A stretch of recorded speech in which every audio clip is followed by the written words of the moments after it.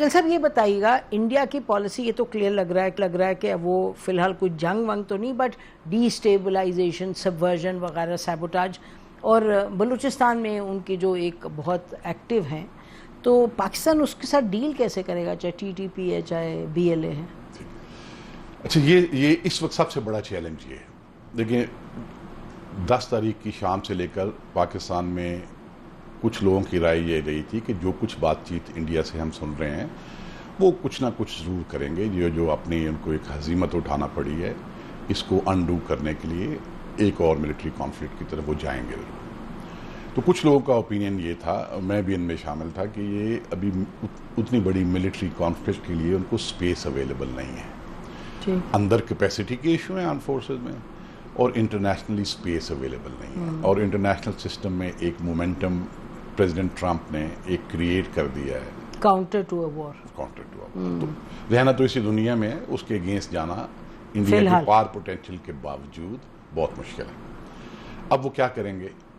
वो बहुत इंटेंसिटी के साथ, पहले से बहुत ज़्यादा रिसोर्सेज के साथ उन टेररिस्ट ऑर्गेनाइजेशन के साथ एंगेज करेंगे, उनको एनर्जाइज करेंगे, उनको इंसेंटिवाइज करेंगे कि पाकिस्तान को इंटरनली डिस्टेबलाइज।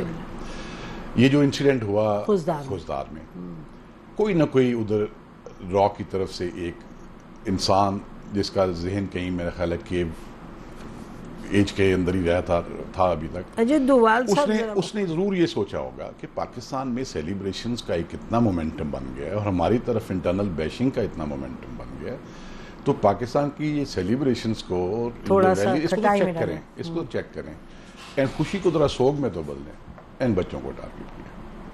मिलिट्री कॉन्फ्लिक्ट्स में और राइवलरीज में भी नॉर्म्स हैं और रेड लाइंस नहीं हैं इंटरनेशनल सिस्टम में, तो ये तो भी वो सारी की सारी वो ब्लर करते हैं, बच्चों को टारगेट करते हैं।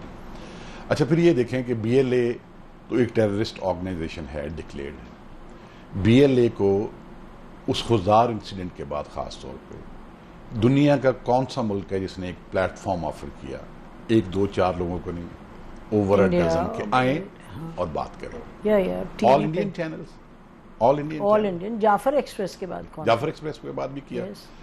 अच्छा, अभी ये जो BLA और TTP का इशू है, इसमें कुछ चीज़ें तो इंटरनली करने वाली हैं जो हो रही हैं, लेकिन उसको फास्ट ट्रैक करना चाहिए। वो मैं लिस्ट डाउन जरूर करना चाहूँगा आपके प्रोग्राम, एक मशवरे के तौर पर। इसका जो लॉन्ग टर्म सोल्यूशन है वो है तेहरान, काबुल और बीजिंग। Tehran, Kabul, Beijing. देखिए, we are moving on all those three fronts. हम अपने एक्सपीरियंसेस में एक चीज़ सीखी। देखिए, ये किसी से डकी छुपी बात नहीं है कि तेहरान वालों के कुछ तहफ़्फ़ुज़ात हैं हमारी तरफ और हमारे कुछ तहफ़्फ़ुज़ात हैं उनकी तरफ, और हमारे लोगों ने उनके साथ बहुत ज़्यादा इंटेलिजेंस शेयर की है और ओपन सोर्सेज में की है कि बहुत कौन में भी है ये ओपन सोर्सेज में कि कौन कौन से BLA के लीडर हैं। ये जो मुबारक हुसैन पटेल था, कुलभूषण यादव, ये भी तो एक बिजनेस खोल के बैठा हुआ था ना ईरान के अंदर। बिल्कुल। तो इस तरह की बहुत सारी एविडेंस शेयर की।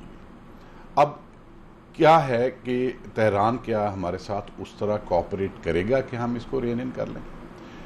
TTP कहाँ है? अगर नहीं मानते काबुल में बैठे हुए इस वक्त लोग, तो उसके ऊपर UN ने एक पोजीशन ली है, दुनिया के हर मीडिया हाउस ने एक पोजीशन ली है, दुनिया में एक जो अपनी स्ट्रेटेजिक कम्युनिटी के सेंटर्स हैं सब ने एक पोजीशन ली है ऑन BLA ना, on TTP and BLA, reports after report. तो पाकिस्तान की, अगर आप पाकिस्तान की बातचीत को एक्विजिशन समझते हैं, उसको साइड पर रखें, इंटरनेशनल कम्युनिटी क्या कह रही है, TTP भी सारी उधर।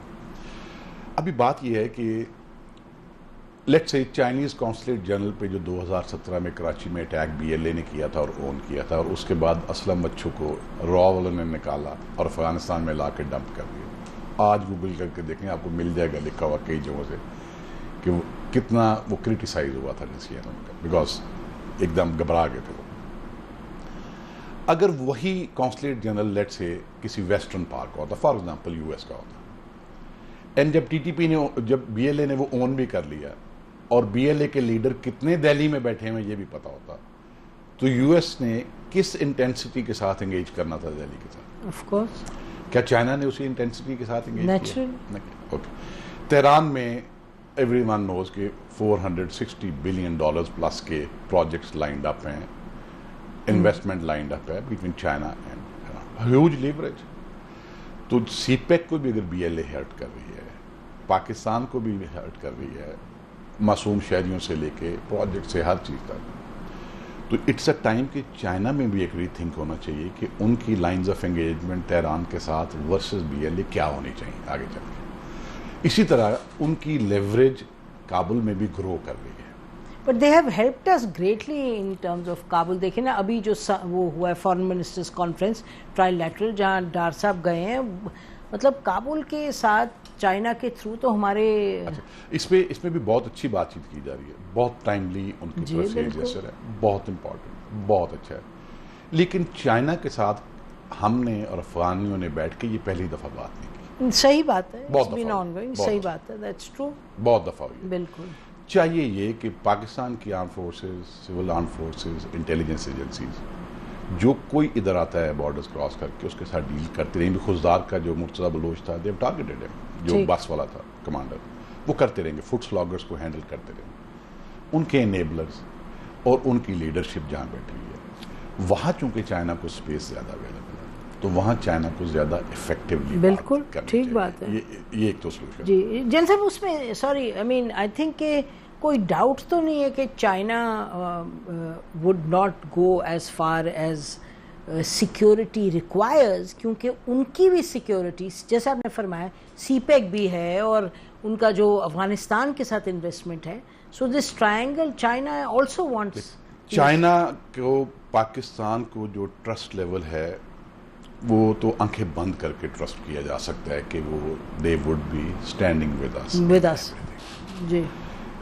जो मैं पॉइंट हाईलाइट करना चाह रहा हूँ वो ये है कि जो उनकी एक स्टेचर है अभी दुनिया के अंदर, they need to, तो उनको उस स्टेचर को इस्तेमाल करके जो लोग भी काबुल में या तेहरान में इनको वो स्पेस प्रोवाइड कर रहे हैं बाय डिफॉल्ट या बाय डिजाइन, उनके साथ किसी और तरीके से एंगेज करना चाहिए। ठीक, ज्यादा इंटेंसिटी के साथ करना चाहिए, रिपीटेडली करना चाहिए, बिकॉज चाइना का एक बहुत बड़ा उनका इन्फ्लुएंस है, उसमें करनी चाहिए नियर रिकग्निशन ऑफ। इससे भी ज्यादा क्रिटिकल चीजें हैं जो इंटरनली हमें करनी है। मिसाल के तौर पर इंटरनली हमें क्या करना चाहिए, मुझे ये पता है कि पिछले 10-15 साल से जो एनेबलर्स हैं सीटी डोमेन के अंदर, उसमें काफी काम किया है, लेकिन इतनी स्पेस है खास तौर पर प्रोविंशियल गवर्नमेंट्स के लिए उनमें काम करने की। छोटी छोटी चीजें मैं हाईलाइट करता हूँ। मिसाल के तौर पर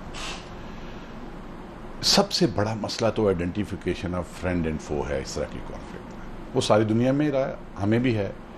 आज लोग बात करते हैं कि जी अफगानिस्तान के ऊपर आपने बॉर्डर पे इतनी बड़ी फेंस लगा ली, तो फिर क्यों लोग आते हैं उधर से? तो हम सबको ये समझना चाहिए, मिसाल के तौर पे जो मैक्सिको का बॉर्डर है 450 किलोमीटर जी।